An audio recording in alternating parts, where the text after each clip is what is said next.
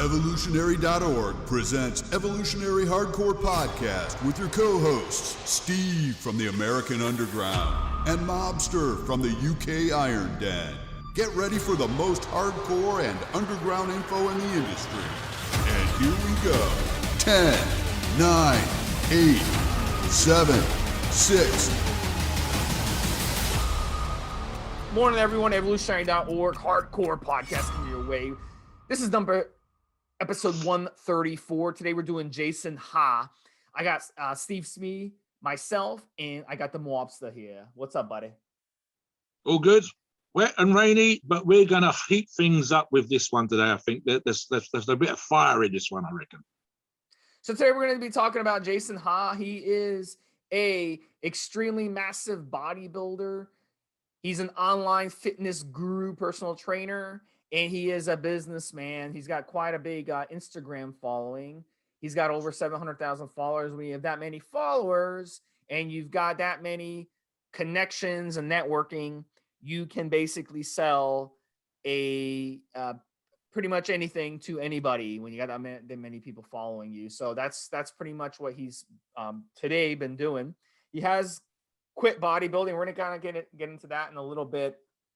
When he was bodybuilding, his off-season weight, 300 pounds. His competition weight was listed at 260 pounds. He is a massive, massive guy, Mobster. Huge guy at his peak. So let's talk about his early life before we get into the good stuff, guys. And we're going to talk about his steroid use later in this podcast as well. So Jason Huh, he worked as a chef in a restaurant his teenage years. He got a job at a nutrition and smoothie shop that was owned by Jeff Hall, who was nutrition guru. He started lifting weights and he got healthier. During this time, he would open up his own smoothie shop and from there started bodybuilding seriously. In 2006, he competed at the Southern States. He won first place in the heavyweight division, and then he set his sights on a pro card. He was coached by Art Atwood, and he referred to Jason as a super freak, and he right off the bat saw the potential in him. So a couple years later, he met his wife, and they helped motivate each other compete. She also has her pro card, and you can see pictures of her on his social media. So he got his pro card in the 2010 USA's first place. He listed at 256 pounds, absolute monster. He also finished 7th place at the Tampa Pro, and he had some other results as well. So he had some good results there. He built a big following, Mobster. One of the ways he brought a big following was through social media. Has some videos, some unconventional workout videos that he put out. Those got so many views that kind of got him popular. So that's like, sadly, that's how you become get big followers, guys, by being, sometimes by doing douchebaggery type of things, by getting yourself out there. Then other people start talking about you. Other people start making fun of you. You get trolls, and then you build your following from there. And then over time, those trolls, they turn into fanboys. Those fanboys buy your products. So that's a big way on social media to build a big following. Yeah, the one that's connected to the article, which we'll link to for this podcast, was very, very specific. And you're definitely 100% doing real. I mean, let's give an example. He's doing some one-arm cable press down thing, and he's literally moving it 2 or 3 inches. And I think it's deliberately gone to the extreme on this particular video based on the comments that he was getting off other videos. So even if he was doing a short-range movement, which might have been effective for Jason, it got to the point where he was like, okay, I'm going to have some fun with this. And he's talking to the cameraman, and he's moving the cable like 2, maybe 3 inches, and going, look at them triceps. And of course, there's all veins and 20+ inch arm and all the rest of that kind of stuff. But I think Steve Smith's correct. I think there was an element of maybe he was shortening the range originally and he was getting something from it, but he realized that people were going, what the hell are you doing? He was getting comments that attracted the traffic. So he was playing with the numbers. He was realizing, there's traction here. There's people who giving me likes and dislikes. I'm getting 14,000 comments. I'm getting this kind of stuff. To the point with the video that we linked to, it's a 2 inch or a 3 inch movement. He's definitely trolling the viewers with this 2 or 3 inch movement. He's definitely, he's maybe even, and I'm being really kind here, maybe even making a kind of an anti-training video, because let's be honest, people, it doesn't matter who the bodybuilder is, it doesn't matter who the strength athlete is. How exciting can it be to watch a man do full range leg extensions, and every single leg workout of every single bodybuilder or strength athlete you've ever seen? So maybe it's kind of like an anti-training video. Maybe it's just like, let's have some fun with the viewers. Let's get some traction. Let's attract people to what I'm doing, because I'm just not showing you, I'll be crude here, the same old shit that you see on everyone else.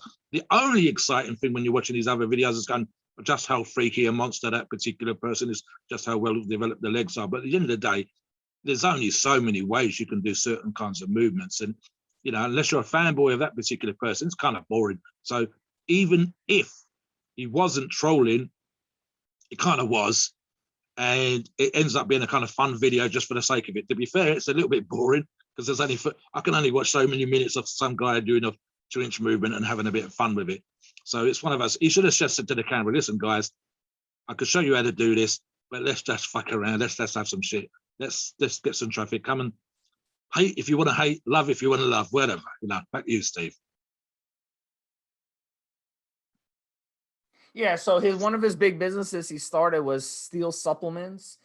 And you know, it's you know, I looked at some of the ingredients we talked about on the pre-show. Nothing special about any of these ingredients. A lot of the products that he sells have things like sucralose, which are a carcinogen, and some other, you know, products in it. So I'm not a particular fan of his supplements at all. I like supplement makers that come up with formulas that don't cause cancer and don't screw up your gut health and all that stuff. So, but you know, at the end of the day, he's no different than 99% of these other guys out there on social media. They just sell the cheapest supplements out there. So yeah, Mobster, get into that a little bit. We'll talk about. So I've mentioned on the forums that I used to be a supplement company owner, and we kept our product line real straightforward and simple. So, you know, you'd maybe get a flavoring, a coloring, a sweetener, and a protein powder, and that was it. Like 4 ingredients. Creatine was just creatine. There was nothing else added in. There wasn't. We would just use it, selling you a powder. There was no binders. There was no flavoring. There was no sweeteners. There was no nothing. Now I know, because as in the pre-show, Stevesmi and I touched on this, both in America, and I could probably find out the names of these companies if I wanted to. And here in the UK, there are contract manufacturing companies, and you can literally, as a pro bodybuilder, even as a PT or a coach, or someone that's training people in the gym, so if you've got a couple of $1,000, you can go and you say, can you make me an 80% whey protein concentrate? And they will have off-the-shelf formulas, off-the-shelf tub. You'll get a choice of like 4 tubs. Do you want a plastic one? Do you want a solid white one? Whatever. And, you know, the pre-designed labels, sometimes it's that if there's any cost, it's probably in having your own design label and so on and so forth. So what we're looking at here, Steve's had a look at the ingredients. I have not. And he tells me that this is basically a very generic product line. And I'm going to take that as given. And I know that you can go to a supplement company, one of his companies, like I suggested, and go, you know, I want a protein powder, I want a fat burner, I want something else, and bang. And then all you have to do is put your name on it, put your thing on the label, and it's job done. Now we know, because obviously we work with these kind of people on the forum, need to build muscle being one of them, that our sponsors have gone to these companies and be very specific in their requirements. But that way is not cheap. You will not get $20, $30 markups. You won't get the 30-40% markup, because to do it like that and have that quality of product, it's hard to make a profit. You have to be on the quality control all the time. It's very, very difficult. So I kind of get, if I was in his shoes, I kind of get why I want to make money from it and, you know, build up the lifestyle and aspirations and the dreams that me and my family want for ourselves. But it's kind of lazy at the same time, because long term, people are going to turn away and go to other stuff. What you really want is 1 or 2 standout products, even if the rest is just kind of boring but solid. And I have 1 or 2 standout products that has got your name on, that's going to last for 20 or 30 years, because you put effort into it, you made sure that the product was quality, you made sure it's quality controlled, you made sure it was checked, and it was something special. Steve's had a look at this. We don't think that's the case. We just think it's a nice, generic, kind of standard, no real imagination's gone into it, is including ingredients that we wouldn't put into a supplement line now, either one of us. other aspects of his business, and one of the things that I was quite attracted to is he has a couple of clothing lines, and one of the things he was kind of clever with, which is the business side, is that not only does he have his 2 clothing lines, he also contract manufactures himself for other people. In other words, he's producing clothing with different labels, different designs, or for other companies, for other athletes. So there's the clever business aspect to it, that you're making money, not just selling the stuff yourself, but you're also producing clothing and gym outfits for other people. So that was kind of cool. That was kind of clever. And I believe he's still kept the smoothie shop. So one of the things I did like about Jason was the fact that, as he says in one of his videos interview, he says, I'm not just a bodybuilder, I'm a businessman, and people can't sometimes get their heads around the fact that there's this guy that's able to go out and do these things. Like I said, it's a bit generic when it comes to the supplements. The clothing's a bit more fun. The clothing's kind of things that you would say to each other in the gym, but you might not normally say on a t-shirt. And some of his stuff's out there with the wording and the phrases. They're a bit of fun. Probably about $30 too much, but they're still a little bit of fun to look at. Yeah, back to you, Steve. We got other things we can cover.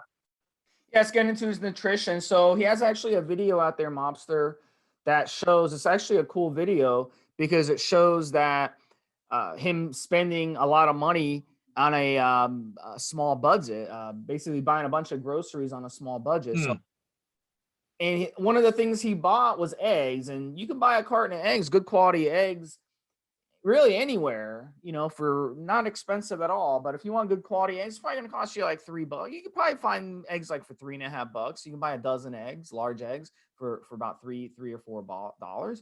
So I mean, those eggs can last you. You can eat those eggs. Another thing, he was chicken. He was buying the chicken that wasn't cooked. I think that's a big mistake guys make, is they go buy cooked chicken. You're paying someone to prepare that chicken for you, to cook the chicken for you. So it's going to be more expensive than just buying the raw chicken and cooking it yourself. Another thing too, rice. And that's another problem. You buy cooked rice, it's going to be expensive because to prepare rice, a rice cooker costs money. So you go to a restaurant, you get rice, or you go to a supermarket and you buy prepared rice, it's going to be more expensive. But if you buy rice in bulk and learn to cook it yourself, it's really not that hard to cook rice. It's a little trial and error. You got this much water. You got to boil it a certain amount. You got to let it simmer a certain amount. So it's a little give and take on the rice. But really, you can eat. So he shows in the video how to eat a bunch of food. Sure. So Mobster, get into a little bit of that, and then tell us a little bit about his training style. I'm coming at this from another angle because you see me bitch and moan about this on the forums. There's a generation in both our countries, in America and in the UK, of guys, more guys than gals, but some gals included, of course, that can't cook for shit. How difficult is it, Steve, to cook rice, man? I mean, come on. Just stand there with your spoon, and when it looks right, tastes right, it's cooked. And there's guys out there that honestly, they won't do that. They'll buy the pre-packed, half-cooked stuff that you can steam in a microwave. Guys, it's really not that difficult. The chicken breast thing, I said, I do a thing with my buddies here. There's a fella that delivers meat. And one of my buddies, for example, just for the last order, brought 5 kilos, 11 pounds of chicken breast. It's really easy to season. It's really easy to cook. The idea that you can only go out and buy it pre-cooked or you have to go to a restaurant is just crazy. So yeah, this stuff can be done properly. One of the things we can do with my buddies, if we all buy the same thing in bulk, the butcher knocks 10% off. So we're actually getting a discount on that stuff, and it's the same price or better, and it's definitely a better product than we're buying in the supermarket. So there's a ton of stuff you can do. As Steve said, for example, whole egg better than the pasteurized stuff that comes in canisters. That's kind of crazy. The flip side of that, which is more related to what Jason, now we're torn on this, because when we get into the steroid stuff, you've got to ask yourself just how healthy, what was he doing? But he claimed that towards the end of his career, he was getting ill all the time. This doctor wasn't doing any, he'd actually not taken any PEDs for months. He hadn't trained for months. Again, this is all at the end of his career. And he ended up with mercury poisoning. Now, of course, here's an issue. If you're buying, as Steve says, half pre-cooked stuff, and specifically fish, which Steve's talked about multiple times on the forums in terms of the farmed fish versus fresh fish, ocean caught fish, etc., etc. The potential for poisons in the diet, just from the bad bacteria in the farm fish again, but the mercury poisoning that's possible with a high protein diet, and especially a high fish protein diet, is quite high. And so his diet wasn't especially different in that particular regards. And there's plenty of bodybuilding videos where you can see guys sitting down and when they're especially in competition mode, eating very, very simply.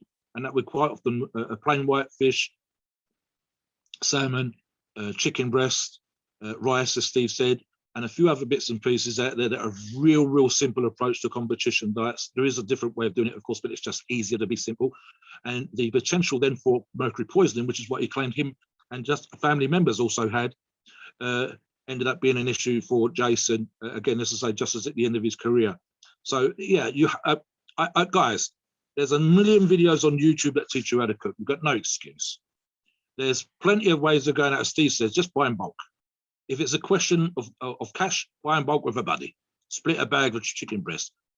Go out and, you can go to the supermarkets. If you're a student, you can go to the supermarkets at the end of the day. Stuff that's going to be reduced, to get it then, cook it straight away, eat it straight away. It's real not difficult, just as rice. Take rice and throw some peas in there. Put some seasoning in. One of the things you do is a stock cube. Put a stock cube in there just to give it flavor. Real simple. You can buy the low sodium stuff if sodium's an issue. That is a 5-minute thing to prep, and it's like 10-15 minutes. You can go off and do something else and come back and it's cooked. You buy yourself a rice cooker, it's even easier.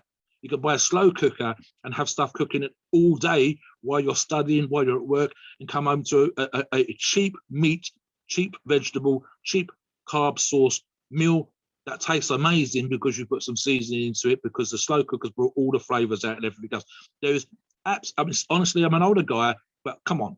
We used to do this stuff at school. I know you don't do it at school in America. I know you don't do it at school here in the UK anymore. It is real simple. There are a million YouTube videos.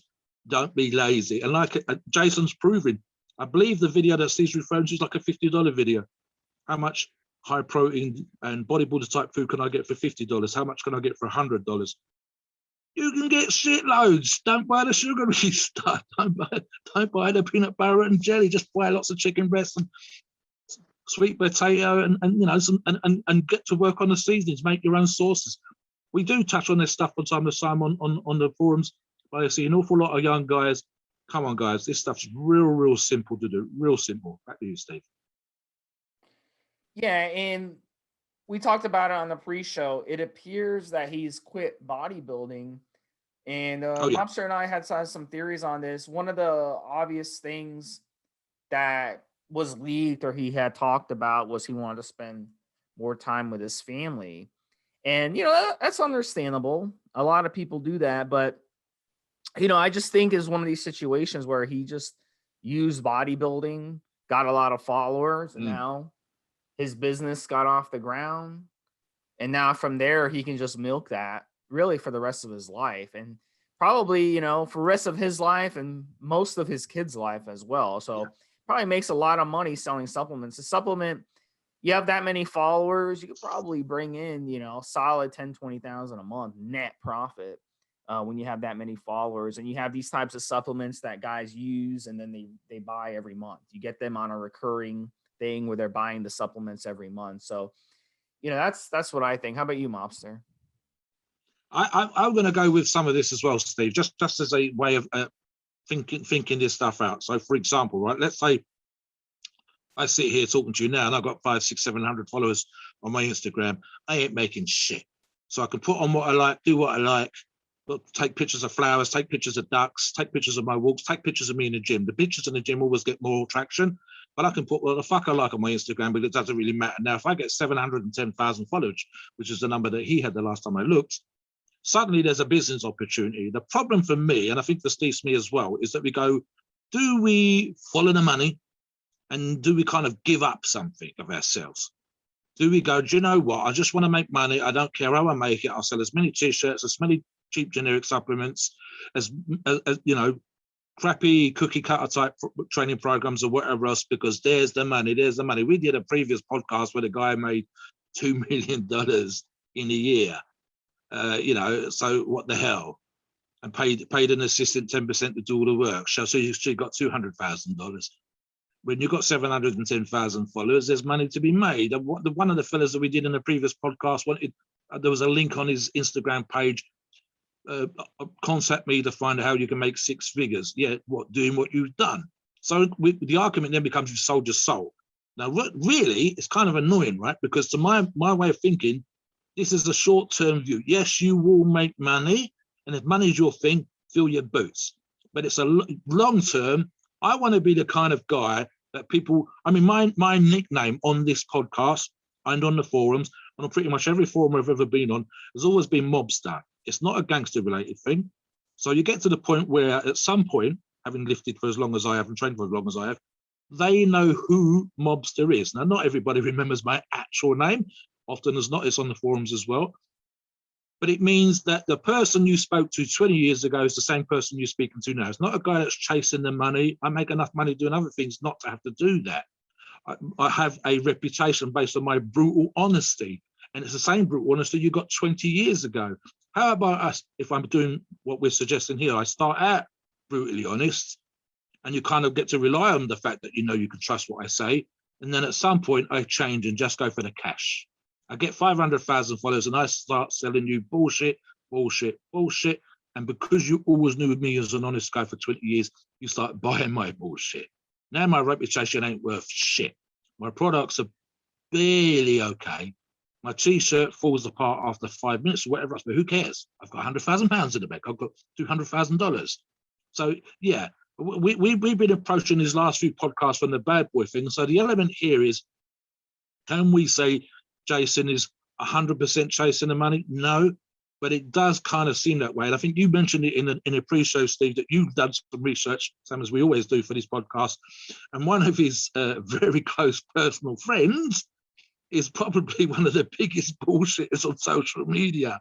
I don't know whether do you want to name the other fella's name, Steve, or should we leave it to our listeners to figure it out for themselves? Well, if you guys go on his Instagram, the link in the article doesn't link to his main Instagram page, so you're gonna just Google his Instagram.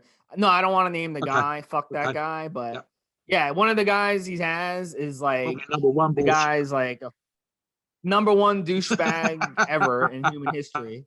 So, and he's hanging out with them and stuff. So that tells you all you need to know. They have some type of business partnership. That tells you all you know about this guy. So you're not gonna get away with it, Jason, if you're listening to this podcast.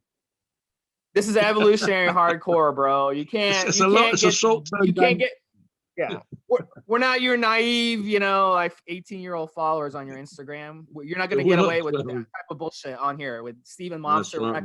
You're not gonna get that past stuff. So basically, yeah, if you're hanging out with douchebags, if you got business partnerships with douchebags, then you're a douchebag. Yeah. So we can safely say this guy, yeah. Even if he's a good guy. Even if he's a good guy, it tarnishes his reputation hanging out with this guy. Now, maybe he's enough of a friend, that doesn't matter. But by association, we're kind of figuring ourselves, you know what?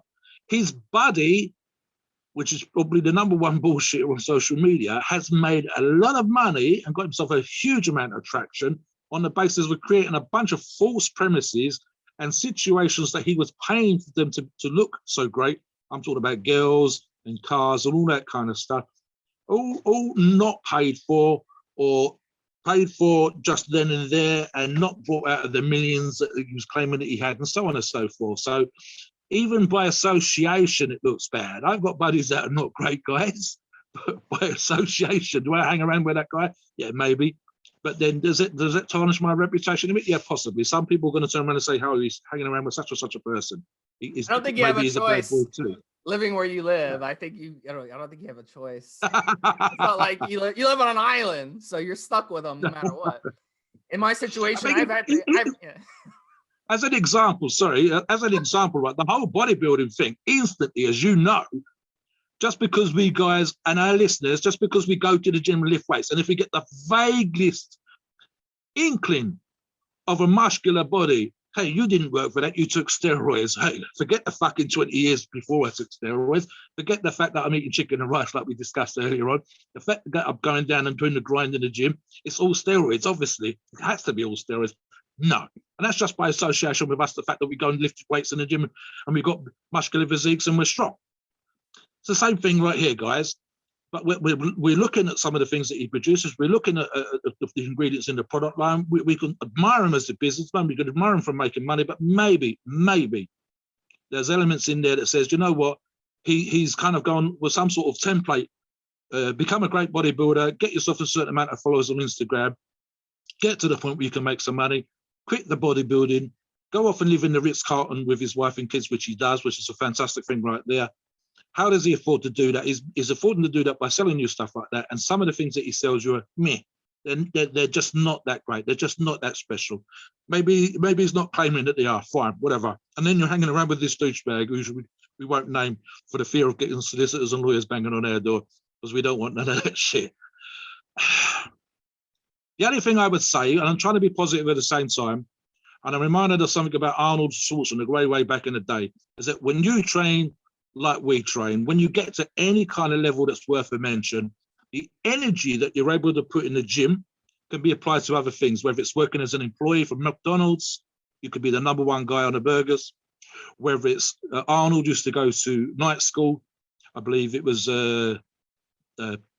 University of California, something like that, UCLA, something, whatever, and he was studying business, literally within a year or two of coming over to the States to compete as a bodybuilder, and that enabled him to do the business that he did later on. So he said, if I can put this much energy into training my chest, if I can spend 4 hours a day in the gym, 2 hours at night school is nothing. So what I will say about Jason, to be positive at the same time, is the energy that he had as a bodybuilder, the energy that he put into building up his Instagram, social media, and whatever else that made him the money, he's able to put back into the business. And regardless of what we really truly think of the way that he makes money, he is successful at doing that. And so, like I said, guys, if you chase the buck, here's a man that you can watch and model yourself from. Shall we get into the steroids now, Steve? Yeah, and he's a genetically blessed guy. He's yeah. genetically blessed, that's for sure. And he's in this. Let's get into the steroid talk, guys. And Jason does. I have to respect him for this. He does speak out against using steroids for young guys. He told them to wait and train harder. He says that he won teen nationals while natural. So and I believe him. You got those types of genetics. I have no doubt he did that. But let's be honest with ourselves. Once you get to a certain level, you become a professional bodybuilder. It's untested. If you're gonna be able to compete against the people you're going up against, you're gonna have to use steroids. And there's no doubt that he used steroids to enhance his physique. So, one of the steroid cycles, absolutely, yeah. And one of the steroid cycles that we speculate that someone like this would have used to achieve that huge size. Let's go with testosterone, probably long ester, 1,500 milligrams a week. Trenbolone, acetate, or enanthate, 1,000 milligrams a week. Now, why would you use trenbolone? Trenbolone, guys, is an amazing steroid. It is the king of steroids. So you compare trenbolone to any other steroid, it blows it out of the water. So a lot of you guys listening who maybe started out using steroids already, or you want to use steroids at some point, you have dreams to look like Jason Huh one day, or someone like that, you're going to have to use trenbolone one day to get your peak numbers, whether you're a strength athlete, bodybuilder, whatever. And we tell you to not use trenbolone early, because once you use trenbolone, you're not going to want to use another steroid. It's just that amazing. It's going to be hard to go from using trenbolone back to using primobolan, or back to using EQ, or back to using testosterone. So trenbolone is the #1 steroid at any level, whether it be powerlifting or bodybuilding at high levels. So they use it because it works. That is the bottom line. And if you don't use it, you're not going to be able to keep up with the competition. What happened between the 70s, early 80s, mid 80s, late 80s, into the 90s and 2000s? What changed? A lot of things changed, but one of the prime common denominators is trenbolone started being used in the mid to late 80s, and that really helped blow up these physiques. So trenbolone is an absolute must. Equipoise, you would have thrown that in there. Probably helps with the endurance, helps with the wind during your workout. These guys are running a lot of gear, guys. You're running 3-4 grams of gear a week. You're going to be winded. You're going to have heart issues. You're going to not have the energy. You're going to be fatigued. So it's important to use something like Equipoise, Boldenone in there. That's going to help with that. It's going to enhance things without hurting your endurance. It's one of the few steroids that actually boosts endurance. So you would have put it in there. It's not going to magically, help your heart. That's what that's what you need. Heart, you need to keep up with your cardio. You need to take your support supplementation. You take your N2 guard and stuff like that, but it's going to at least not hurt things further. So even though it does still increase your red blood cell count and that type of thing. So no doubt, it's a lot of pressure on your heart being that big, not even counting the steroids. The next one, Anadrol, 150 milligrams a day. Now, why Anadrol? Again, it's like the Trenbolone with injectables. Anadrol, when it comes to oral steroids, it is the absolute king of oral steroids. 4 weeks of Anadrol, even at 25 milligrams a day, is going to blow you up, And so he's running 150 milligrams a day. It's an amazing, amazing steroid. It's going to blow you up when it comes to strength. It's going to allow him to push harder in the gym, do a lot more weights than he normally do. HGH, insulin stack. HGH, at least 12 IUs a day. Insulin, at least 5 IUs, at least twice a day, probably before every meal.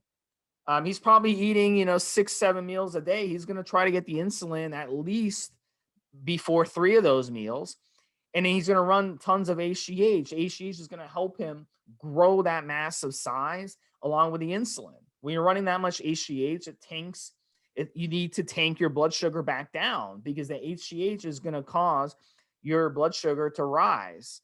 So you throw in the insulin, you drop your blood sugar, then you eat a meal, and then you're able to partition that meal into the muscle and kind of store. So if you're not taking HGH and insulin, you're kind of wasting your food. This is the way these guys, that's the mentality of these beasts, these 300-pound beasts, Mobster.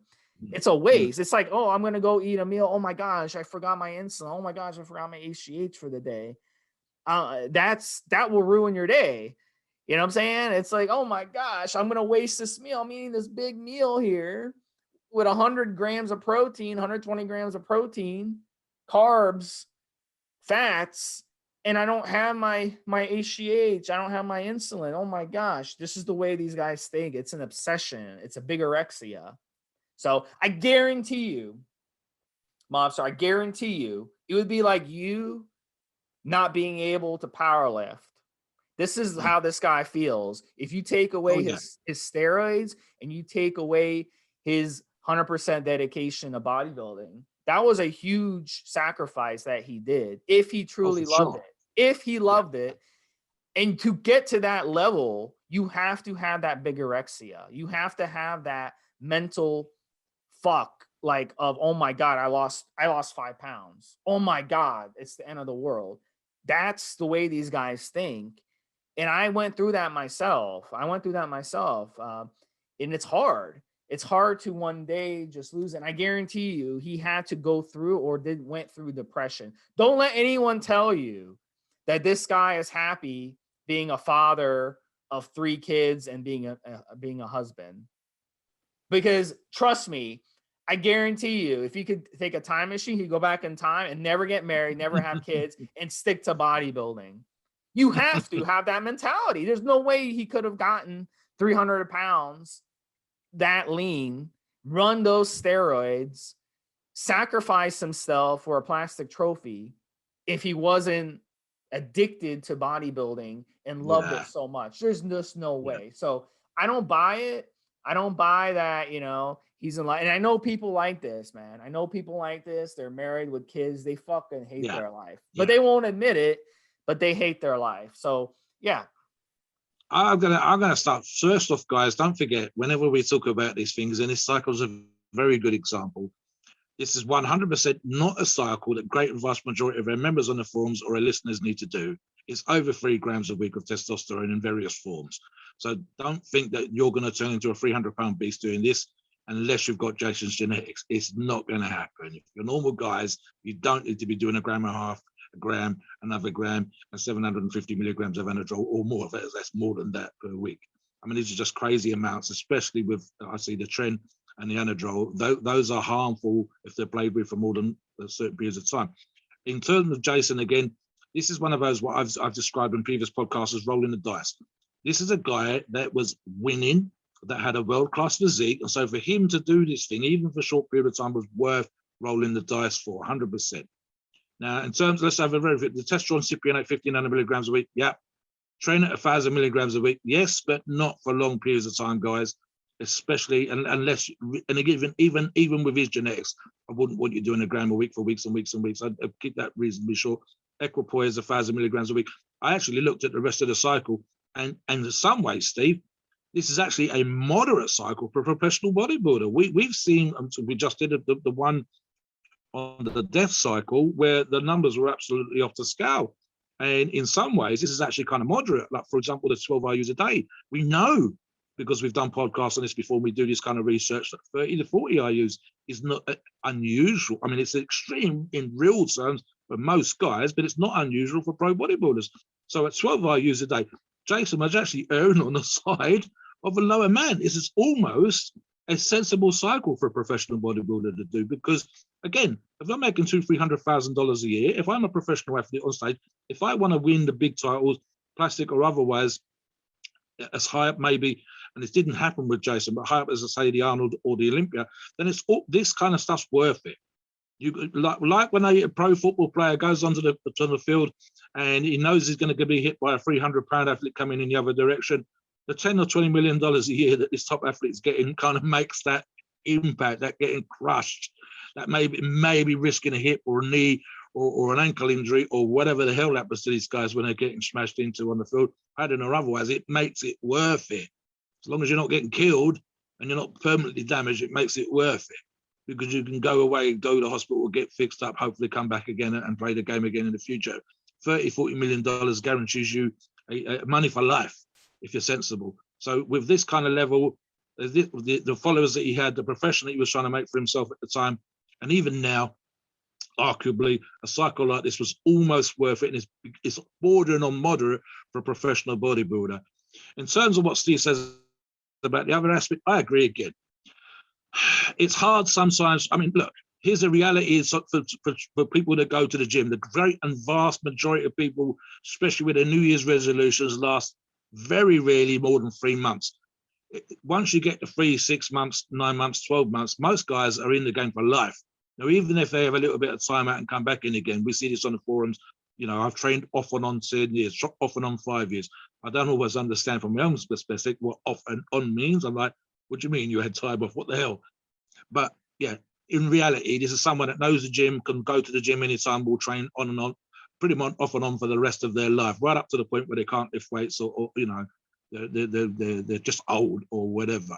If Jason was as obsessed as Steve suggested, and I agree that he probably was, to roll the dice and to become a professional bodybuilder, to say that I'm prepared to pay the price of taking this amount of drugs, and I agree it's a sensible cycle almost for Jason, then what happens? You've gone from some guy that weighs 300 pounds to a bloke that maybe weighs 230, 240. He looks like a muscular athlete, but he does not look like a 300-pound beast anymore.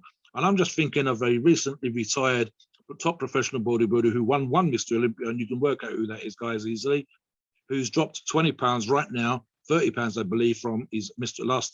Olympia show, 250 something pounds, is now down to 220, 225, maybe just about 230 pounds. And the people, funny enough, it's not him that's having a problem with it, it's his fans and followers.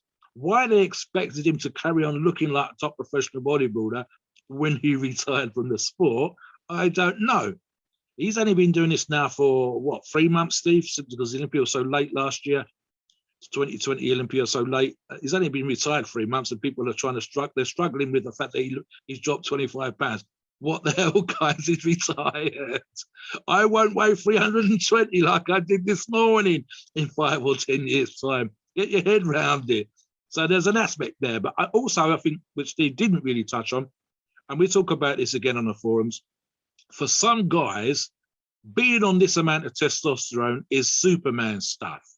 There's a phrase that even talks about it called Superman juice. When you go from being an athlete, let's say you're a good jock at school, to turn into an absolute monster because you have the genetics, it's a real big mental shift to go from being a freaky vascular guy with 21, 22, 23-inch arms, a 60, nearly 60-inch chest, 30-plus-inch thighs on an average height frame from benching 4 or 5 plates aside, 5, 6 plate squats, and all that kind of stuff. And then you take away the elixir, this stuff that makes you go turbo, the Superman juice, and you remove that. It's real difficult for a lot of guys. Never mind TRT, cruising, blast, or whatever. Just the idea of how you felt like a monster, you felt like Hercules, and I've taken away your magic beans. You're now just a normal guy again. It's kind of like being crazy rich for months and months and months, years and years and years, and then one day you're poor. The mental shift is huge. So I agree with Steve. I think there's an element in there probably going, do you know what? I used to get up and look in the mirror and I could see my paper thin skin and veins all over and crazy. And I got like a pump in minutes and I felt like a beast walking around the gym. You have to be able to deal with that. And if a top professional bodybuilder is probably going to be arguably the most obsessed of our group of people that we're going to know, that he's doing the craziest things. He's doing the strictest diets. He's trying to get into some gnarly, horrible, monster-like condition on stage. It's absolutely going to blow your mind. How does he deal with that when he decides to stop? Now, the love and affection he has for his wife and kids is a big help. But there's going to be times, I know for a fact, Steve, there's going to be when maybe someone cuts him up in the car and he gets out of the car and he's only a jock. He's no longer that monster that gets out of the car and you can see the look in the other person's eye. Now he's just a guy with like a tight sweatshirt on and he's okay. He's got some muscle, but it's not like scary anymore. Yeah, there's stuff like that. It's real difficult. If he's got it, and I hope to say that he has, the maturity, the mental maturity that we need to have to be able to deal with this is going to be a big deal. And I mean, Steve will tell you, he's done Tren. He tells you what it was like. Tren, Steve, what was it like doing Tren for you as a guy in the gym? And what's it like not doing it by comparison? What's it like being on? I mean, I talked about this a lot, especially on other podcasts. When you're on Tren, you're going to be able to do weight that you would never be able to do, no matter how hard you train on any other steroid. You feel like a beast. I mean, you feel indestructible. You feel it's like you're looking for a fight almost. So at the end of the day, I think Mobster, I think he's still using a lot more steroids than a normal person would use. I think he's still using 1 or 2 grams a week. I have no doubt. Because he wants to maintain his size. He doesn't want to go back. He has to maintain his business. He's got so many people on his Instagram. Can you imagine if he put up pictures of himself down 100 pounds? He'd lose so many followers. So Christ. That's his whole thing, being a freak. So, I mean, for him, he has to still work out. He's still in the industry. He's still got to have business connections. I'm sure a lot of his investors in his who are invested in his company expect him to look a certain way. And if you don't, it's like me and you, Mobster. If we stopped working out, we stopped looking the way we looked and stopped being as strong as we are, our guys, our bosses would be like, hey, you need to get your shit together, or you're gone. So he's definitely still on steroids. I would say he probably cruises on 500 or 1,000 milligrams a week of steroids, maybe testosterone, maybe some Tren. I wouldn't be surprised. A lot of people think that you can only cruise on testosterone. I'm not. No, anything. You cruise. There's people that cruise on Tren year round, 500 milligrams of Tren year round. Boom. Yeah, anything.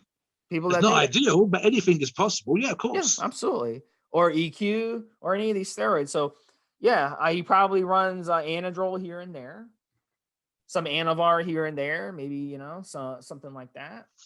And then he wants to keep his size. So, I'll let you finish up the show, Mobster. I'm just going to say, funny enough, there's actual contracts out there, and guys have discussed this online when they talk about what's expected of them as a professional athlete. It's not just professional bodybuilders, but all kind of athletes. We've touched on this before, whether it's you can't get into trouble with the law, you can't be seen to be doing certain things to embarrass the company. But in terms of being a professional bodybuilder, they don't expect you to walk around like the guy that's just come out of Burger King with 14, whoppers in your mouth. That can't happen. You're not allowed to get that out of shape. You're really not. You can't say, for example, here he is. He's going to be the front and center spokesperson for any of the companies that he represents, and whether he's using his own money or as Steve said, whether he's got people, partners and investors, those partner investors 100%, if they're never seen on camera, if they're not on his social media account, then it's all going to be Jason. If he's Jason, he is a front center spokesman for this company. So he has to look like a guy that's lifted weights. There are, and Stevesmi knows the history of the game as much as I do, there are photographs. I'm thinking of Gary Striderman as a good example. Gary got a professional bodybuilder back in the day, in the 90s, was a big name. South African, came over to America, got his green card, started competing and lifting in the States. And he got a big soldier injury towards the end of his career. So Muscle Mag International featured a picture of him looking like a tennis pro. He'd gone from like a 270, 280 pound on stage freak who I see in seminar looking like an absolute what the hell's going on. His muscles were freaky as fuck. And then he looked like a tennis pro. He looked like a tennis coach. He didn't even look like a tennis pro. He looked like the guy that coaches your wife down at the tennis courts. He'd lost like 100 pounds. Dennis Wolf's a good example. Pre-op, when he had a neck injury, here's a guy on stage nearly 300 pounds again. He gets a really, really bad neck injury. He has to have a bunch of surgeries. It's only now starting to have muscle back on. He honestly looked like he dropped 150 pounds. This guy's contracts include this kind of stuff. You need to be in this kind of shape. You can't go to seminars with your belly hanging out. You can't turn up with a double chin. If you win competitions, we double your winnings and all this kind of stuff. So if I was an investor, yeah, sure, 100%. I'd be going, listen, you need to look good. I need to see your pecs for your shirt. I need to see your arms filling out your sleeves. I need you to have a small waist. You can't have a pot belly. You can't relax. You can't come up on videos covered in barbecue sauce and look like a fat sack of shit. Quite simple, really. It's like that. So, yeah, and like I said already, guys, there is a mental thing here. We understand, hence the blasting and cruising. There's a lot of guys that can't deal with how they feel when they're not on cycle. To go from this level, 300 pounds, and with this levels of testosterone in your system, to nothing, no, I don't think it's possible, Steve. He's almost certainly very high in HRTRT, if he's not, as you say, doing a little bit more, 500 milligrams, 600 milligrams a week, just to maintain this level of physique and keep in shape, because without it, there's probably 500,000 followers that drop him like a rock. He needs to look this particular way just for the business. You're probably right. Back to you. All right, guys, so that sums it up. Jason Huh, you want to give a little preview of our next podcast, Mobster?